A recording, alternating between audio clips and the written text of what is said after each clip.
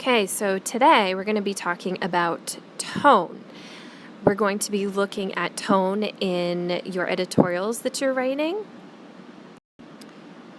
So, tone is the writer or the speaker's attitude toward a subject. There's two different kinds of tone that we're going to be talking about. The first kind is verbal tone. This is the kind that I think it is so much easier for us to pick up on. This is the kind that we're familiar with. So, for example, you could say the term nice shoes in two different ways with two different tones. You could say, oh, nice shoes. Or you could say, ugh, nice shoes.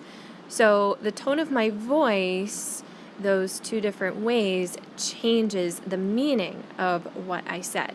So I think that's the tone that we're often more familiar with. We can tell that the first way I said nice shoes was in a much more sincere way, and the second way was more sarcastic.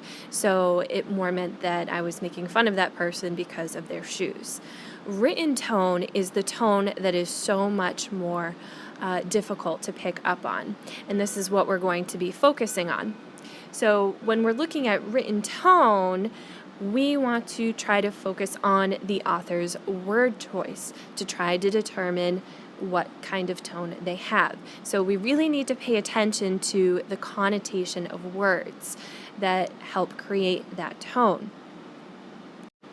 Okay, so it's just like if you were to get an email or a message from a friend and you're not sure whether or not they're mad at you.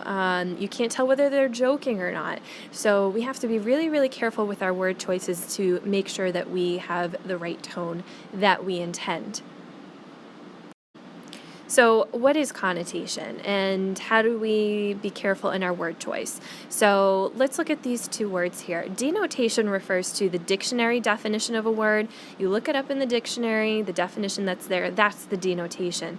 The connotation of a word is the emotions that we have associated with that word. So this is something that we often don't even think about. Sometimes we are kind of unconscious about the fact that we have certain emotions associated with words. So this is where you have to be really careful in thinking of the connotation of your words. Does it have a positive feel or does it have a negative feel? So an example would be the two words house versus home. If we look them up in the dictionary, they have the same denotation. They have pretty much the same dictionary definition. However, we have different connotations with both of these words. There's one word that we tend to have more positive, more fuzzy feelings associated with it. Which one is it? Okay, that would be home. Think of all of the phrases that we use with the word home. Home sweet home, there's no place like home, home is where the heart is. We tend to associate home with a place that we feel comfortable, associate with family, rather than just the physical building of a house. Okay, so here's a little practice with connotation. Which side of these word pairs has a more positive connotation? So the first pair we have thrifty and we have penny pinching. Which one to you has the more positive connotation? So take a moment, look through these word lists here, and see if you can decide for yourself which word has the more positive connotation rather than a negative connotation. Okay, kind of pause here for a moment, take a look through, and really think for a minute about the words. And this is really what you should do in writing, especially when you're trying to get across a certain tone. You really should be thinking about all your word choices and whether or not it has more of a positive, negative feel, and whether that's what you really want. Okay, so how do we determine tone in writing? Well, let's do a little practice and let's take a look at this little poem here called The Crocodile.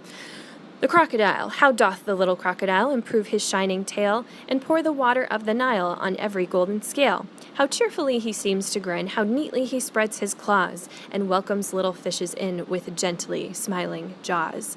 So when you're first trying to think of, okay, what's the tone of this poem, you first need to think, what is the subject? So clearly, the title of the poem is Crocodile, so the crocodile is the subject of this poem.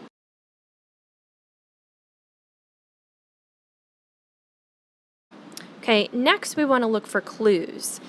that show us what the writer or the poet in this case, what is their attitude towards the subject. So we want to be able to look for some actual clues. So if I look at some of the word choices here, things stick out to me that I think have to do with tone. For example, like, okay, we have shining tail, golden scale, cheerfully, grin, neatly, welcomes, gently smiling.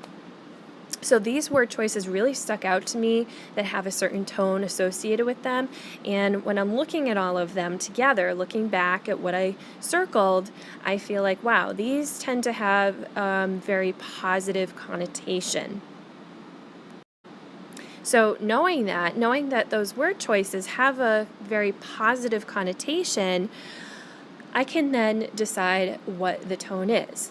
Take a look at your tone word list, okay, and look at that positive side. Look at all of the words that you have to choose from and see if you can pick one word from that tone list that you think would fit in with how this author feels about the crocodile.